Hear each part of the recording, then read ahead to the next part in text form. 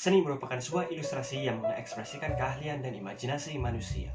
Dimulai dengan gambaran gua manusia purba dan patung-patung kuno di era sebelum awal Masehi, kemudian muncul lukisan pada kayu di era medieval seperti Mona Lisa karya Leonardo da Vinci, diikuti dengan lukisan pada kanvas yang mulai populer pada abad ke-16 oleh pelukis-pelukis seperti Vincent van Gogh dan Pablo Picasso.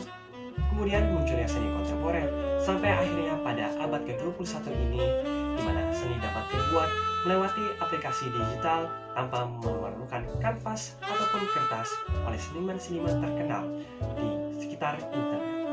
Seni sangatlah penting karena hal ini dapat mengkomunikasikan informasi, membentuk kehidupan kita sehari-hari, membuat sebuah pernyataan sosial, dan dapat dinikmati sebagai keindahan estetika. Tetapi beberapa tahun belakangan ini, teknologi AI telah berkembang dengan pesat, sehingga dengan mengikuti algoritma yang menganalisa jutaan ilustrasi, AI dapat menciptakan sebuah lukisan yang sesuai dengan apa yang diinginkan pengguna. Teknologi yang dikembangkan dari tahun 1960 oleh Harold Cohen ini akan memiliki dampak yang besar terhadap seni budaya di seluruh dunia. AI art akan kemungkinan besar mengubah definisi seni budaya dan bagaimana kita menanggapi seni budaya dunia ini. Tentu saja kemajuan AI ini mempunyai beberapa dampak positif dan negatif.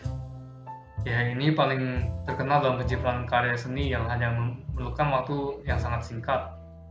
Karena ini banyak yang mulai menggunakan AI untuk membuat karya seni, dan AI ini sering dijual kegunaannya dengan harga yang murah dan bahkan sampai gratis. Karya seni yang dibuat oleh AI juga dapat dibuat kapanpun dan dimanapun. Kemajuan iptek ini menjadi kontroversi yang besar karena AI sering menggunakan ilustrasi-ilustrasi orang lain tanpa permisi mereka, dan ilustrasi ini digunakan sebagai sampel untuk melatih AI. Karena ini kreativitas AI juga terbatas dengan sampel yang diberikan, dan AI tidak dapat mengenerasi ide-ide yang baru. Ini adalah statistik jumlah data yang diberikan kepada AI untuk dipelajari. Dapat dilihat bahwa dari tahun 2015 sampai sekarang, data yang diberikan semakin banyak. Sebuah survei juga menunjukkan seberapa mudahnya manusia dapat ditipu oleh AI, dengan mayoritas tidak dapat membedakan AI art dengan art manusia. Kemajuan ini serta dengan kemajuan AI secara keseluruhan berdampak kepada mahasiswa-mahasiswa yang merasa bahwa pekerjaannya akan diambil oleh AI atau dibuat tidak relevan lagi. Hukum di Indonesia memiliki beberapa landasan hukum yang mengefek penggunaan AI tersebut. UUD 1945 pasal 31 ayat 5 menyatakan bahwa kemajuan iptek tersebut harus menjunjung tinggi nilai agama dan persatuan bangsa untuk kesejahteraan umat manusia. Dan pasal 32 ayat 1 menyatakan bahwa kemajuan iptek memajukan kebudayaan nasional Indonesia, memelihara dan mengembangkan nilai budayanya. Jika teknologi tersebut menghasilkan konflik atau malah menghancurkan budaya Indonesia, iptek tersebut akan ditolak di Indonesia.